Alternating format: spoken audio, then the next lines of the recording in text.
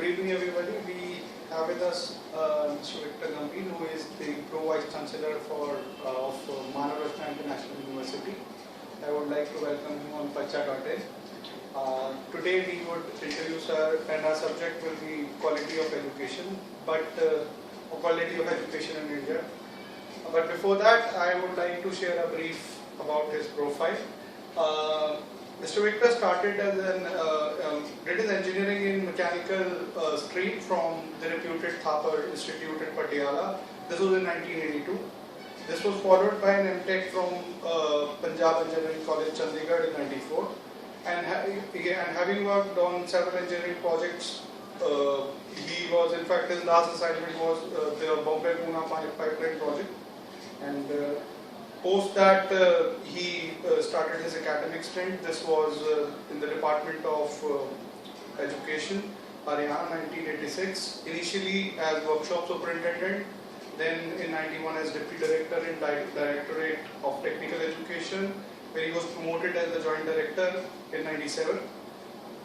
He was involved in several academic development and planning projects.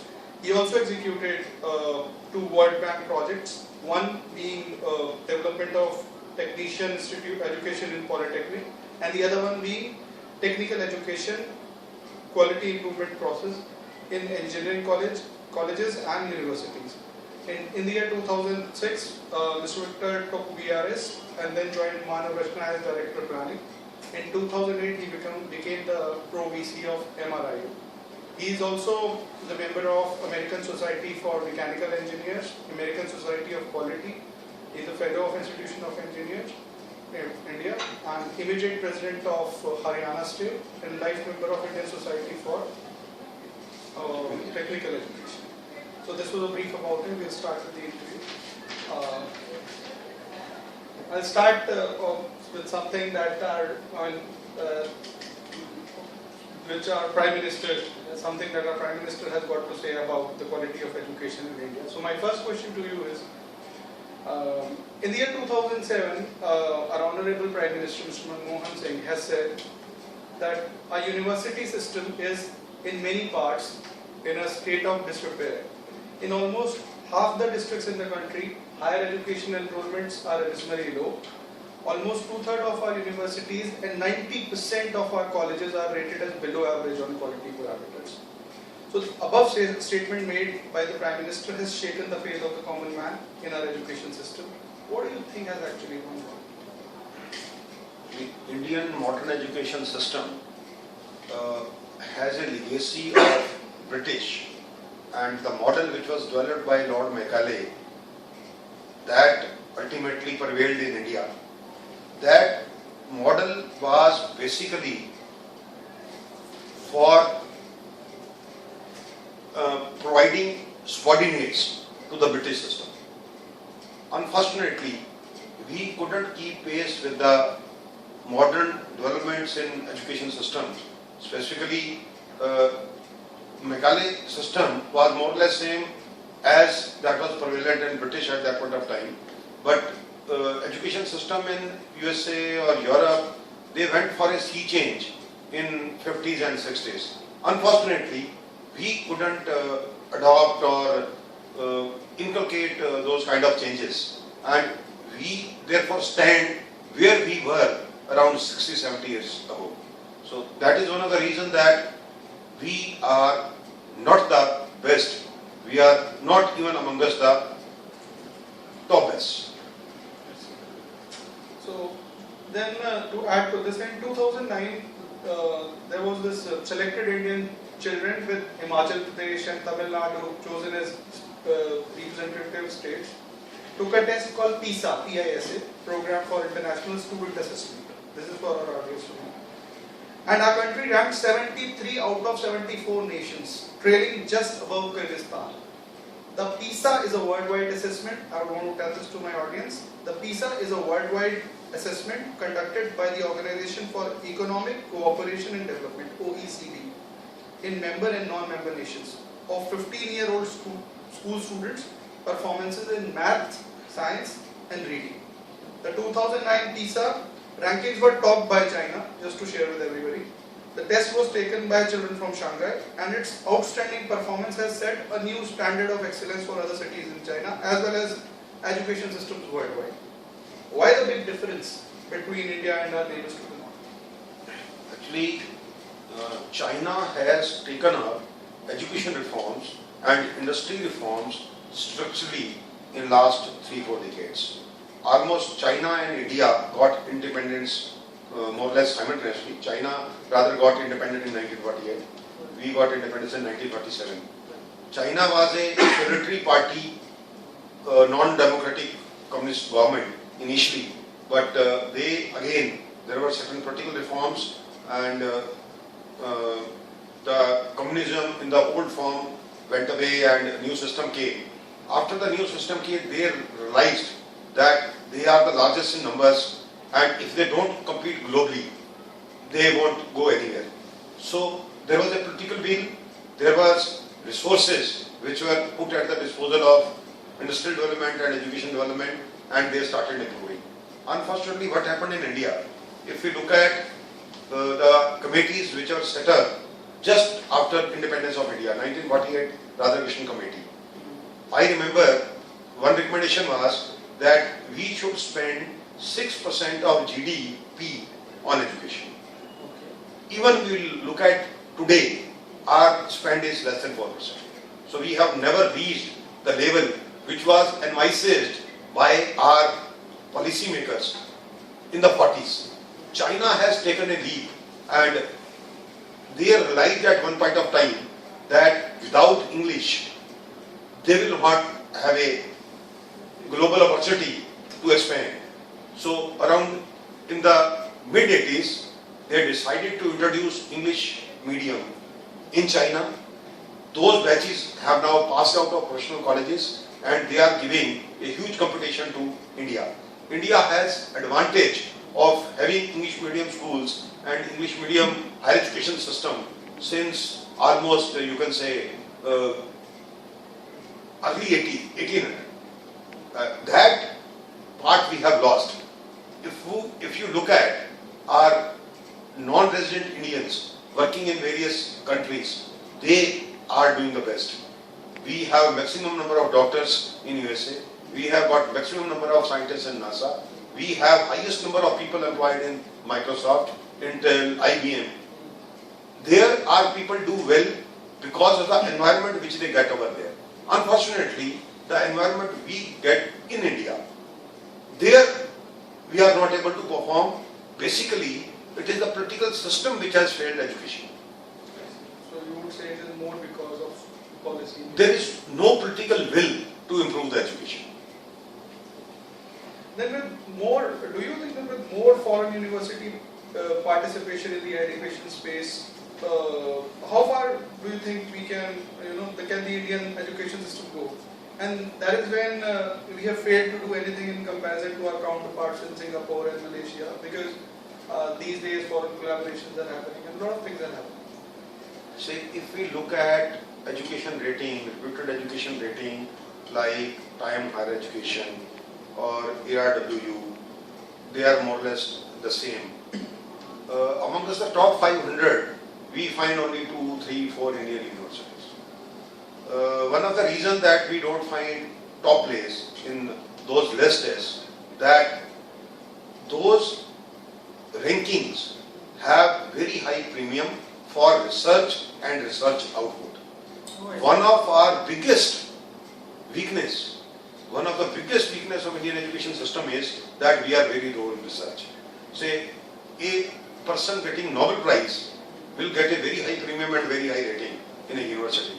If we talk about, say, top 20 universities in the world, they will have few Nobel laureate associated with them, either as a faculty or a student. We didn't have even a single one. So that is one of the reasons that we are low. Then if you talk about, say, research publications, patents, we are very, very low in these areas, and that is one of the reasons that IITs, Indian Institute of Technology, which are supposed to be the best amongst the world, they don't find place in the top rating because research output, consultancy output is very low. Foreign university, definitely when they come to India, they give us an advantage. Reason being that today, if you are not able to compete with your competitors, you won't improve. So we need to learn the best practices in foreign universities and adapt them. Fortunately today, 85% of the higher education institutions, specifically in the professional area, are in the private sector. They are not funded by the government.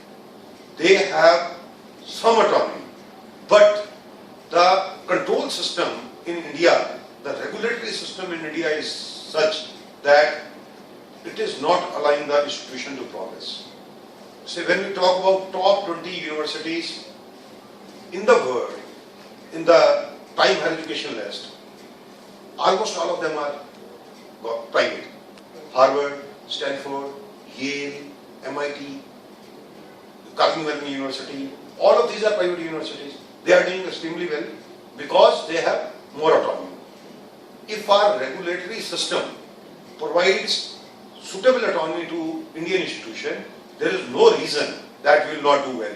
And input of foreign universities, specifically foreign universities come to India, they will bring a lot of best practices which definitely we will have to adopt and implement.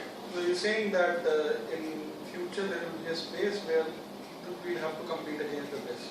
Already we are competing in the sense that, say today, India has the largest number of NRIs after China.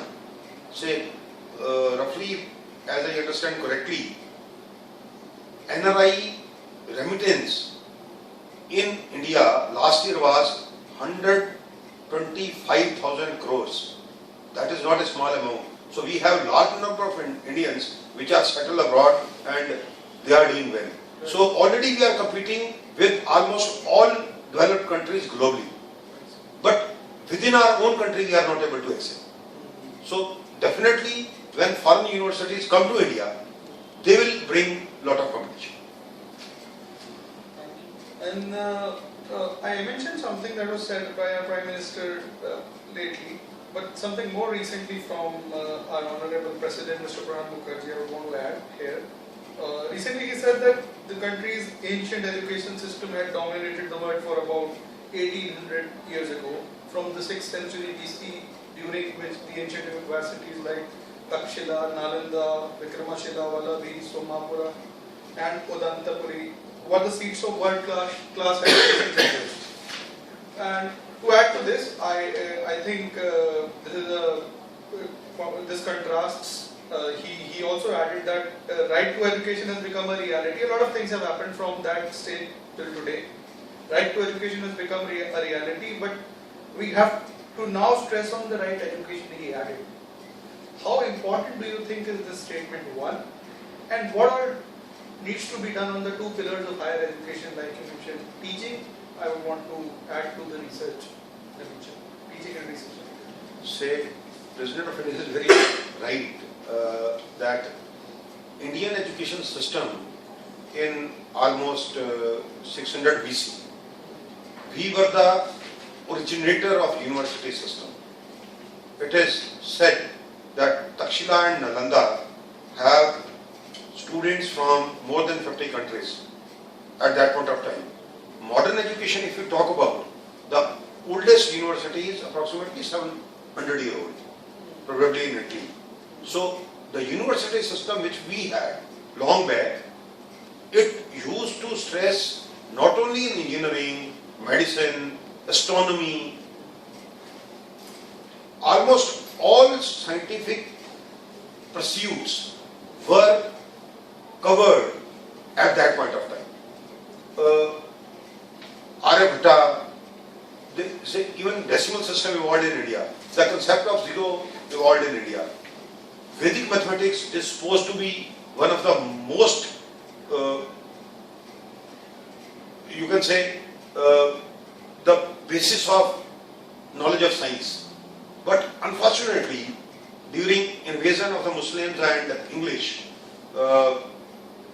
in last almost 400, 500, 600 years, the old system was totally demolished. New system was established by the British, which unfortunately we couldn't change even after independence. So this is a hard fact that we had a very strong legacy which we lost on the way, and the new system which we could have developed and which we could have taken to the new level, that could not happen because education was always put on a low priority. The two pillars of education, teaching and research. Yes, as I mentioned earlier, unfortunately research has never become our priority. English, when they were ruling India, they wanted not only technology to be purchased by us, they wanted even the product to be purchased by us from European countries. It is a very common knowledge that India was the finest producer of clothing. India was one of the finest producing of various arts and crafts. So all these industries, which was a cottage industry, was systematically abolished by them so that the mass production done in the European country is sold in India. So we lost all the skills. Those skills were inherited since those were not permitted to move from one generation to other, so they got lost. Indeed, when Industrial Revolution happened, again that happened in almost late 1600.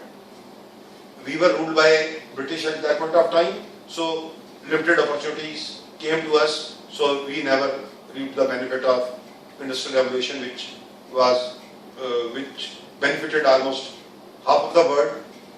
After World War II, when quality came into manufacturing, again our manufacturing industry was not very strong. We were almost, we just had got independence, our political system was just being created.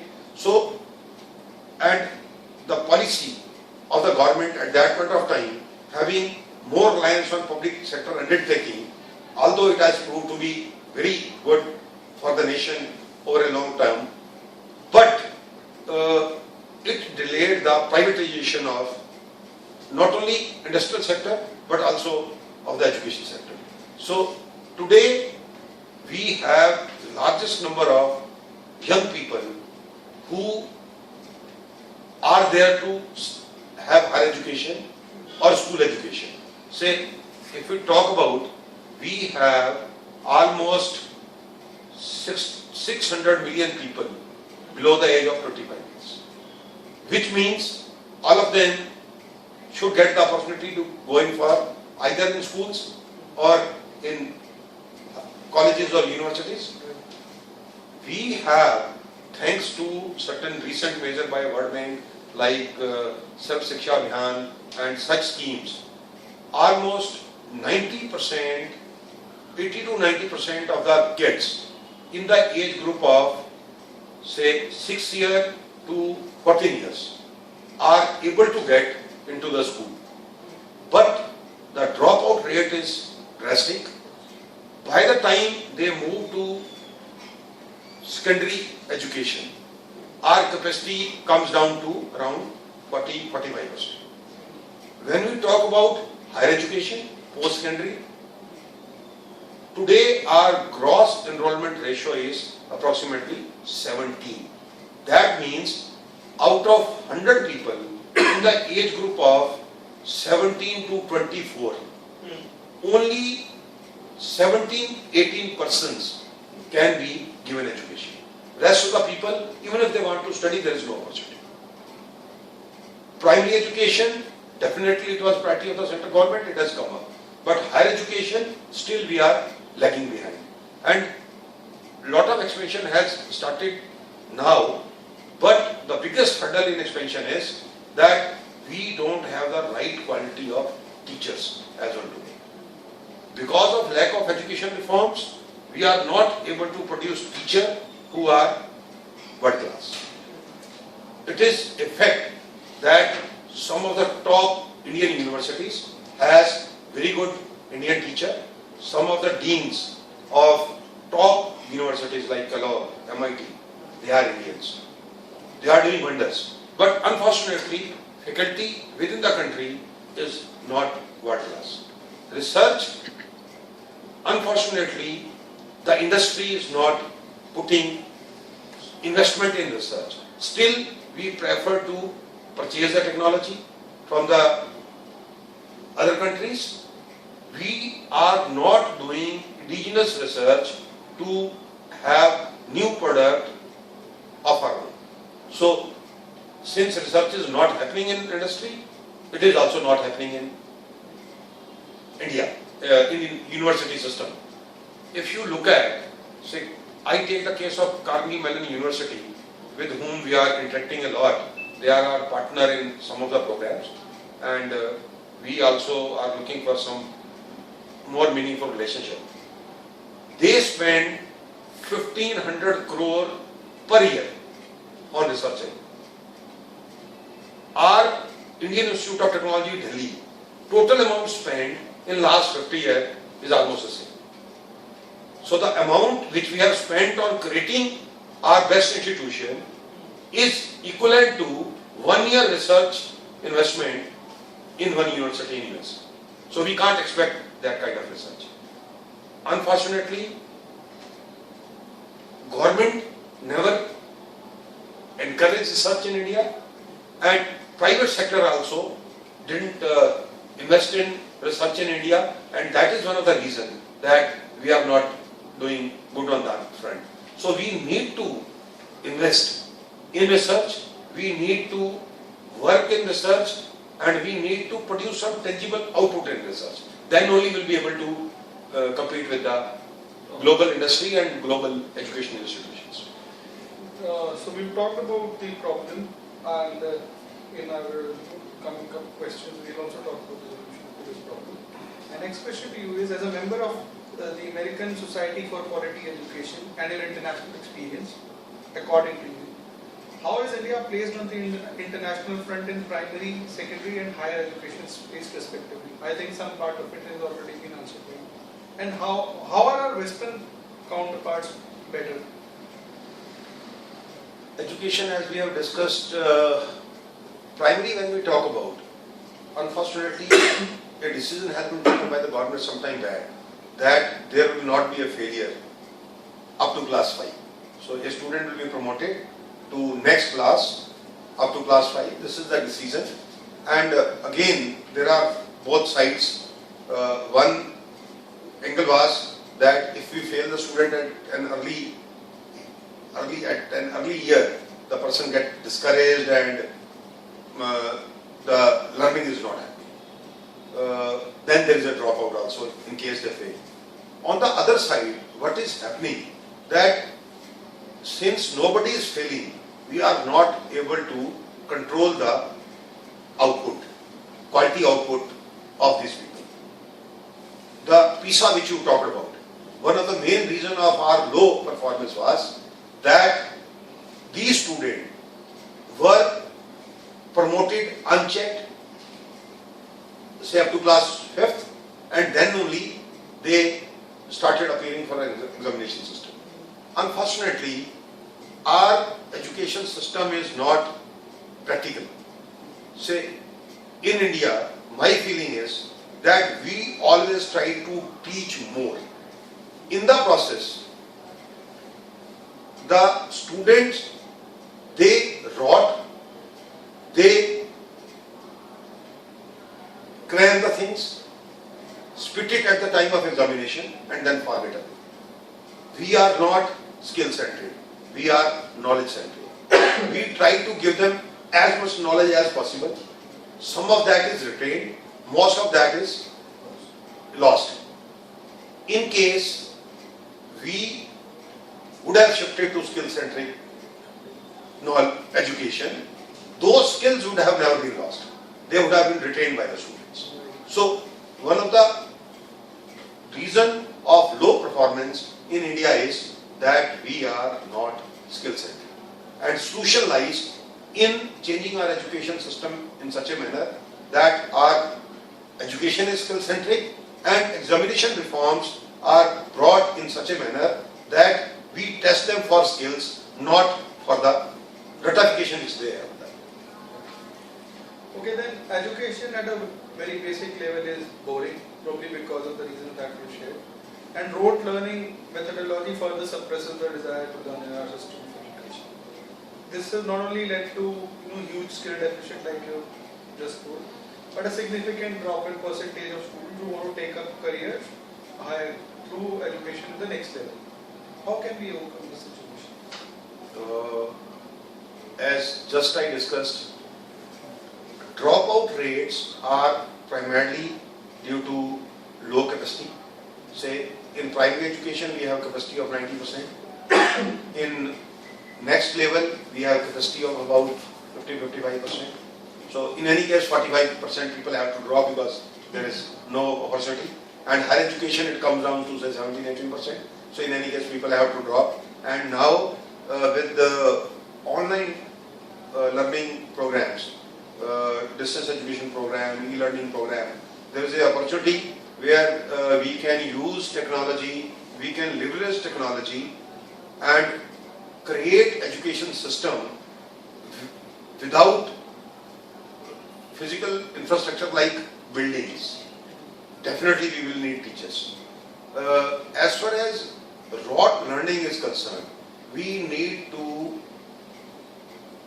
revise our curricula in such a manner that we teach them only limited things and that also in the skill-centric mode.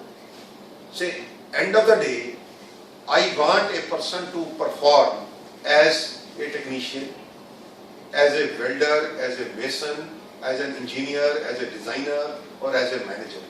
So, my aim should be to create the right kind of skill for right kind of profession. Instead of that, we have put languages, we have put history, we have put say ethics system, value system, environment, so many things. But again, without the learning factor. Right? So end of the day, certain set question come, I simply wrote that, write my answer, and within 3 months I forget. Sometimes I am astonished while interacting with the students. I ask them, what were the subject which you studied last year?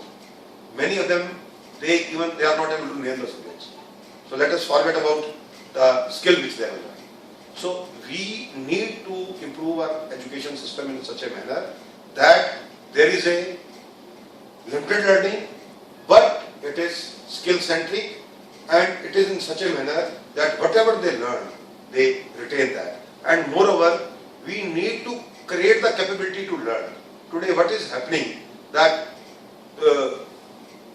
they cram, they forget, and then they don't know how to learn. Even they need to learn how to unlearn.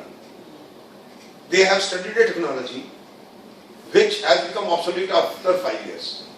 If their mindset is revolved around that technology, they will not be able to adapt the new technology. So we should inculcate such kind of skills amongst the students that they are able to unlearn, which is now not required.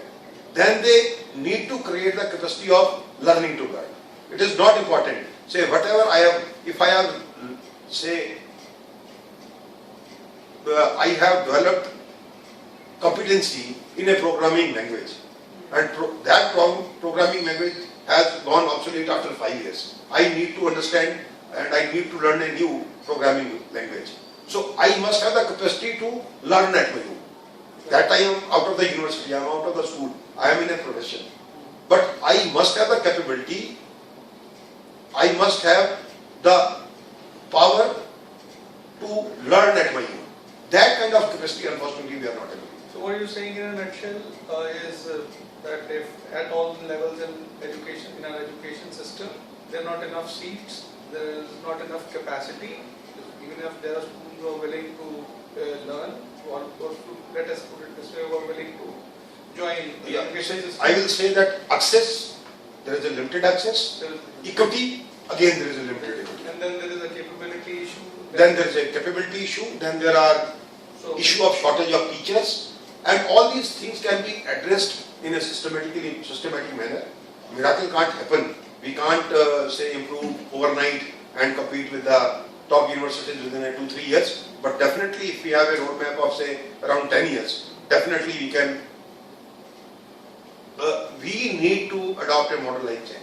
So there is no need to reinvent the wheel. Right. So what you're saying is we need to make them more competent, more capable, more skill-centric people who are relevant to the profession. Yes. Just to add to this question, there is a problem of skill we have discussed. This gets further compounded with very few students becoming employable. This is an industry issue. It leads to frustration among the youth as well as the industry. And anyway, any possible way that looks that you think which can eradicate the situation of hopelessness which is there, and if we don't do it timely, I think it will only get worse. Yeah, industry, we have been interacting with the industry a lot. Say, various committees which were constituted in 40s, 50s, 60s, all of them said that there is a gap between industry and academia. It was acknowledged. 1986, when we came up with a new policy on education, which was passed by the parliament, there was a chapter on industry-academy interaction. And in 1992, when we again prepared a program of action to implement new education policy, which was again passed by the parliament, we acknowledged that there is a gap between industry and academia and we need to plug that. The problem with the education and industry is of a different kind. See, industry is a profit-driven organization. Their main object is maximization of profit. So that is a objective on which they concentrate and they revolve all of their activities. Education, unfortunately, what is happening, specifically if I come to technology, which is my field, technology is changing at such a fast pace that education is not able to keep pace with that. To cite an example, in India, mobiles came in a big way almost a decade ago. Right. Today, we have the largest number of mobile connections. I was told recently, our mobile connections are 125 crores in India alone, which is 1-to-1, which practically means that 30-40% people are having two connections, because maybe 30-40 crores people don't have any connection, but 30-40 crores have double connection.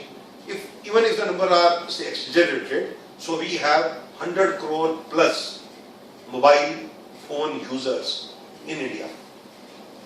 Mobile, the cellular phone technology, when it came around 15 years ago, 18 years ago, it became part of our curricula only 3-4 years. Even today, there may be certain universities which are not including this cellular or mobile technology as part of their curriculum. We take 5 years, 7 years, 10 years, 15 years to revise our curriculum. Technology is changing almost every 2 years, every 3 years. So, and moreover, private education system is not robust and strong enough to put new equipment every 3 years. Even government institutions are finding it difficult to add equipment as per the pace of technology. Private system, unfortunately, is not able to do that. So what exactly I think, my feeling is that industry, when they adopt a new technology, their induction to new technology is much faster than the education. So if a machine becomes obsolete in an industry, if they donate that machine to the education institution, that will be much better than the machine which education institution have, which was purchased 15 years ago. Or why not participate with the industry to keep pace with? Say, industry are the biggest user of the product of educational institutions. They need to take some responsibility, under say corporate social responsibility, they need to help the institution to adopt technology either through them or by making sufficient space in the industry for the exposure of such students. Say a 7-axis CNC machine will cost around 2-3 crores. Education institution can't afford, but industry has it. If they allow a sort of exposure to the engineering students on that machine, not necessarily operating, only observing, that will also give a lot of knowledge to a fresh graduate engineer. So that synergy is not happening. Rather, as their bottom lines were sagging in industry, the training department which they have, even they have scrapped those training departments. Rather, I feel that when I was a student in 80s, there were more industry visits happening as compared to what is happening today. The reason being, maybe at that point of time, we had intake of 50,000 in engineering colleges in a year, and today we have 14 lakhs. So number has gone up. Industries have not supported the institution the way they would have done, and today there is practically no exposure. So we need to create a sort of synergy between industry, and then another reason which I see, when we create a product in education institution, say I am a mechanical engineer, when I say I want to create a mechanical engineer in my university, the conventional system is I will teach them thermal engineering, I will teach them manufacturing, I will teach them refrigeration and air conditioning, I will teach them industrial engineering, because I don't know where that person will go. Right. If you look at the education system abroad, a person will have specialization in refrigeration and air conditioning alone. The system knows the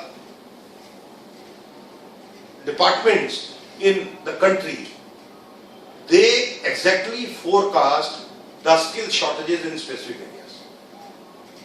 In America, it is known that in the next 10 years, they will need, say, X number of refrigeration and air conditioning engineers. Unfortunately, we don't have such system in India. We have manpower assessment institute which assesses, but that is not accurate and nobody is relying on that. So when I teach mechanical engineering, I try to cover each and every aspect without knowing where the student will go, and ultimately he may go to any place.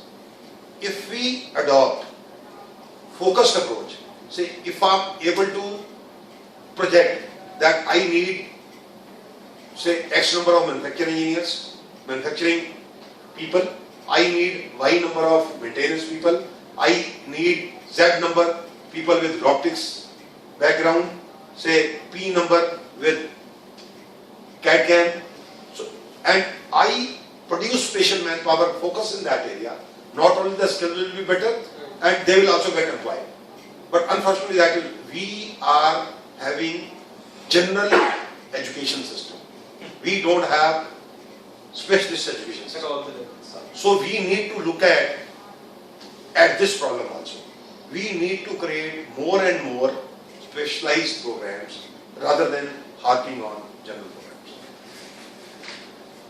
Okay, then you're playing an important role as an educationalist, and you carry wealth of experience that actually goes a long way in crafting the careers of thousands of students each year.